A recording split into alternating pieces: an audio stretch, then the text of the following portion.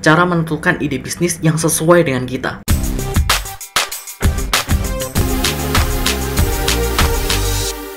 Akhir-akhir ini banyak sekali yang bertanya ke aku, apa sih ide bisnis yang cocok, apa sih ide bisnis yang bagus, apa sih ide bisnis yang tren, apa sih ide bisnis yang paling menjanjikan, yang mudah, yang bisa menguntungkan.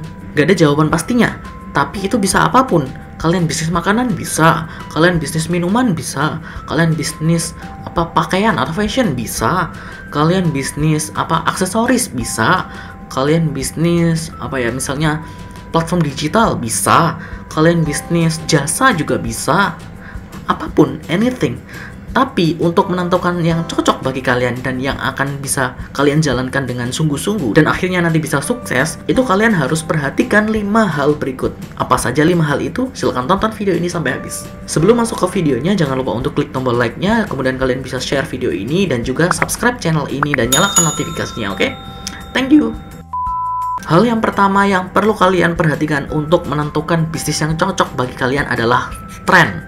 Meskipun aku selalu bilang kalau misalkan bisnis jangan mengikuti tren, tapi tidak bisa dipungkiri bahwa kalau misalnya kita bisnis mengikuti tren itu naiknya itu cepat, kayak gitu. Jadi saranku yang pertama itu memang tren, tapi tren ini bukan mengikuti tren ya, tapi kalian lihat tren apa yang ada sekarang. Contohnya misalnya sekarang tren makanan apa, misalnya dulu waktu tren boba. Nah, boba ini kalian jangan ikut-ikutan bikin boba, tapi kalian buat sesuatu yang berhubungan dengan boba, kayak gitu. Kalau misalkan sekarang adalah trennya itu fashion dengan gaya seperti apa, kalian itu harus mengadaptasi fashion kalian itu menyerupai tren tersebut atau berhubungan dengan tren tersebut, bukan mengikutinya. Kalau misalkan kalian mengikutinya, ya kalian tidak ada bedanya dengan orang lain dan dengan pebisnis lainnya. Makanya pebisnis itu, kalau misalnya kalian pemula baru awal nih bikin bisnis, kalian harus buat yang beda. Jadi bukan yang bagus, bukan yang keren, bukan yang lagi tapi beda. Karena itu adalah modal awal bagi kalian agar dilirik, agar diperhatikan oleh orang. Itu modal awalnya kayak gitu. Jadi kalian harus tetap lihat tren, tapi adaptasi dan bikin perbedaan. Oke? Kemudian yang nomor 2 adalah market. Kalian lihat kondisi market saat ini itu seperti apa. Mereka itu butuhnya apa. Kalian tanya. Kalau kalian tidak tahu, kalian tanya. Kalian riset. Aku dulu waktu pertama kali bikin bisnis, aku riset ke 100 orang. Apakah mereka suka ini? Apakah mereka mau membayar untuk ini? Apakah mereka itu suka kalau misalnya aku bikin seperti ini? Kalau misalkan tidak suka, mereka itu sukanya yang seperti apa? Apakah mereka tahu kalau misalkan ini itu bisa dibikin kayak gini? Nah, itu kalian tanya segala hal. Jadi misalnya kalian sudah menemukan satu topik nih, fashion atau makanan atau apa. Kalian tanya ke orang, fashion kayak gini itu bagus nggak sih menurut kalian? Fashion kayak gini itu kira-kira kalian mau beli nggak sih? Kalau mau beli kira-kira harganya berapa ya? Range antara ini atau sampai ini sampai ini sampai ini. Kalian pilih yang mana? Nah, itu kalian riset market kalian seperti apa. Karena kalian nggak bisa hanya berasumsi, oh ini trennya kayak gini, oh mungkin nanti paling laku adalah produk yang kayak gini. Enggak, jangan kayak gitu. Riset dulu, tanya dulu ke marketnya kayak gimana. Kalau marketnya nggak bisa atau nggak mau beli, ya jangan. Kemudian yang nomor 3 adalah kemampuan atau pengalaman. Kalian punya kemampuan atau pengalaman apa? Misalnya kalian sebelumnya punya pengalaman di bisnis fashion, sehingga pengalaman ini itu bisa membuat kalian cepat dalam bisnis fashion. Misalnya kalian sudah tahu nih, kira-kira kalau misalnya bikin kayak gini itu desainnya itu harus kayak gini, bahannya itu harus yang ini, beli bahannya itu di orang ini, pengrajin yang mengerjakan pakaian ini itu adalah si A, si B, si C. Si A itu kelebihannya kayak gini. Itu berdasarkan apa? Pengalaman kalian sebelumnya. Atau misalkan kalian sudah ngerti dari pengalaman kalian sendiri. Misalkan sebelumnya kalian pernah bekerja di suatu pabrik fashion, atau kalian punya usaha sendiri menjahit waktu dulu. Nah, pengalaman kalian itu, kemampuan kalian itu bisa kalian gunakan untuk menentukan ide bisnis kalian. Kalau misalkan nih trennya ada di sini, market kalian sudah oke, kalian punya pengalaman, maka kalian bisa menjalankan bisnis itu dengan cepat. Yang keempat adalah budget. Well, budget ini adalah modal ya, modal bagi kalian untuk memulai usaha ini. Meskipun modal ini bukan jadi yang utama, karena apa? Karena banyak sekali orang-orang atau teman-teman ya, aku tanya, kenapa sih kamu nggak mulai bisnis padahal kamu itu udah punya ide, udah punya rencana, udah punya kayak gini? Selalu jawabannya adalah tidak punya modal. Padahal kalau misalnya aku tanya, Pertama, modal kamu butuh berapa sih? Kamu tuh butuh modal berapa sih? Hanya ada beberapa orang saja yang bisa jawab. Sebagian besar itu bilang nggak tahu, pokoknya aku butuh modal, nggak tahu modalnya berapa. Terus kenapa kamu butuh modal? Sampai kapan kamu nunggu modal gitu loh? Kalau misalnya nih ada yang bisa jawab, aku butuh modal katakanlah 50 juta untuk mulai bisnis ini.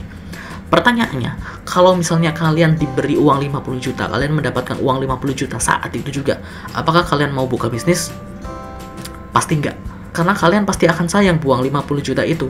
Mungkin kalian bisa gunakan itu untuk cicil motor, atau cicil mobil, atau cicil rumah, daripada digunakan untuk bisnis. Karena kalian sebenarnya nggak percaya sama bisnis kalian sendiri. Kalian itu bukan butuh modal, tapi butuh keberanian untuk memulai bisnis. Jadi budget ini sebenarnya tidak ngaruh terhadap bisnis kalian, karena keberanian kalian itu melebihi apa yang dibutuhkan dari budget ini. Kalau misalkan kalian nggak punya budget, ya cari investor. Kalau misalkan kalian nggak punya uang, ya nabung.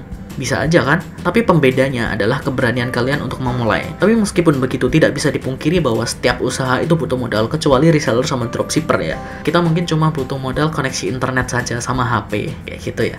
Tapi kalau usaha yang pada umumnya itu pasti membutuhkan modal kecil atau besar. Kemudian yang kelima, yang terakhir adalah timing. Timing ini sangat penting kalau misalnya kalian ingin membuka bisnis.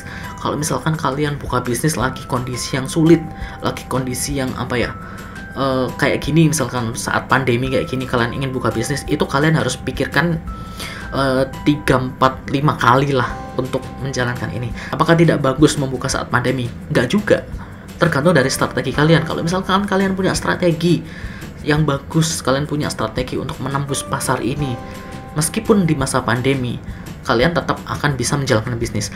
Bahkan ada beberapa bisnis yang kalau buka saat pandemi ini justru lebih menguntungkan dan omsetnya lebih gede. Timing ini tergantung banget sama bisnis kalian. Jangan pernah berpikiran timing ini secara umum ya. Jadi kalau misalnya nih, sekarang lagi pandemi, oh berarti kalau misalkan buka bisnis akan rugi. Bukan waktu yang pas buka bisnis di saat ini. Enggak kayak gitu. Tergantung bisnis kalian. Kalau misalnya kalian itu bisnisnya digital, sedangkan semua orang saat pandemi ini butuh digital, ya kalian akan naik gitu. Jadi jangan biarkan hal umum ini mempengaruhi kamu dalam membuka bisnis. Kamu harus khususkan ini, timing ini itu khusus untuk usaha kamu. Dan ini juga berlaku untuk kompetitor ya. Bukan berarti kalau kompetitormu itu buka, ini berarti saat yang tepat buat kamu buka. Nggak kayak gitu. Kalau kompetitormu itu nggak buka atau nggak jadi buka, berarti ini bukan saat yang tepat untuk buka. Maka kalian nggak buka. Jangan berpikiran seperti itu, fokus ke bisnismu aja. Timing itu tidak ditentukan karena itu. Oke, itu saja yang bisa aku sampaikan tentang gimana caranya menemukan ide bisnis yang sesuai dengan kalian, yang cocok dengan kalian, yang kira-kira nih nanti bakalan sukses kalau misalkan kalian yang menjalankan. Jadi sekali lagi, kalian boleh mencari banyak sekali ide bisnis, tapi belum tentu ide bisnis itu cocok bagi kalian. Semoga kita semua bisa punya bisnis yang sukses, yang bermanfaat bagi kita sendiri, bagi orang-orang di sekitar kita, dan bagi semua orang yang ada di dunia, karena kami percaya bahwa orang Indonesia memiliki kreativitas untuk membuat karya yang berkualitas. Tetap belajar, terus berkarya, dan selalu bersinergi. Mari berkarya, ini karya kita. Subscribe ya, thank you.